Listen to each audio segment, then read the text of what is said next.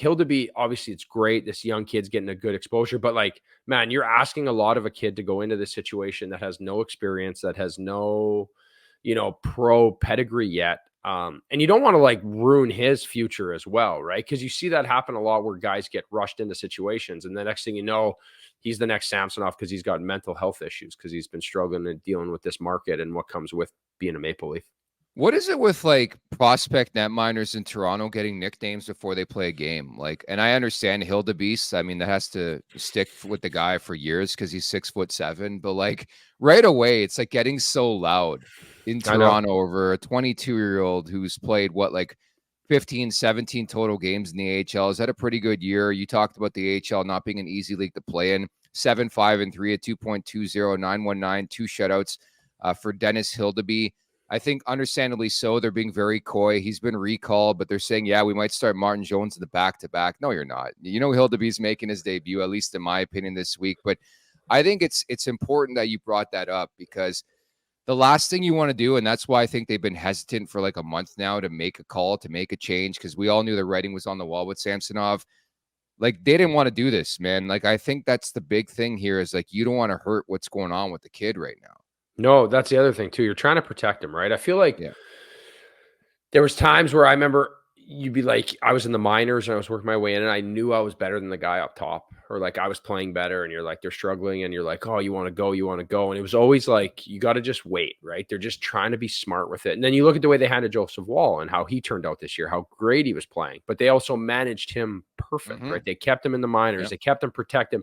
Then like, I'm sure there were stints in the minors where Joseph Wall was shit too, right? But he's doing it on his terms, not in the big spotlight, where you learn to deal with that. You learn to like overcome those situations. Then now you got thicker skin. Now you know how to manage. Hey, okay, I'm struggling. This is the process. This is what's worked for me. You kind of have that repertoire in your toolbox where sometimes when these guys get rushed in, it's tough, right? Like I even think back, remember when Garrett Sparks came in and he got a shutout right away. He was like, oh, this is the next coming. He's going to be the best, right? Like it's easy to play on emotion. I always talk about is you get up there. Like I'm sure Hildeby's going to go in and play well, but like what is sustainable? Tell me what's sustainable. Like James Reimer, like that's sustainability. These guys that last like over time, not being amazing, not overly talented, overly skilled, but just have like durability and it comes between the years.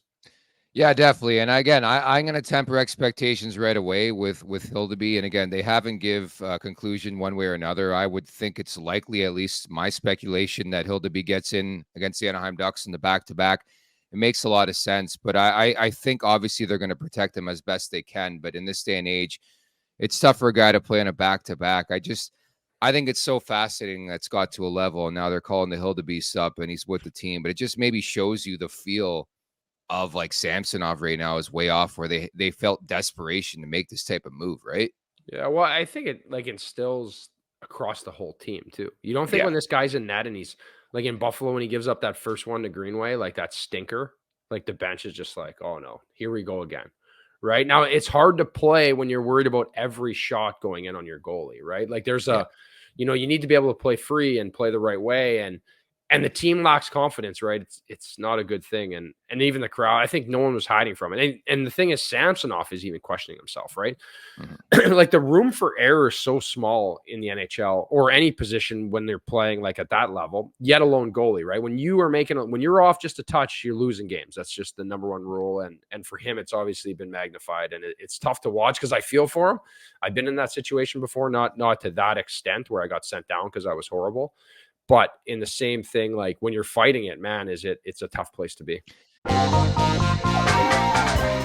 Make sure to check out more of our content right here on the Leafs Nation YouTube page. We got long form interviews, we got clips, we got epic rants by Jay Roseau. We simply have it all. And don't forget, you can find out much more at theleafsnation.com. Thanks so much for watching.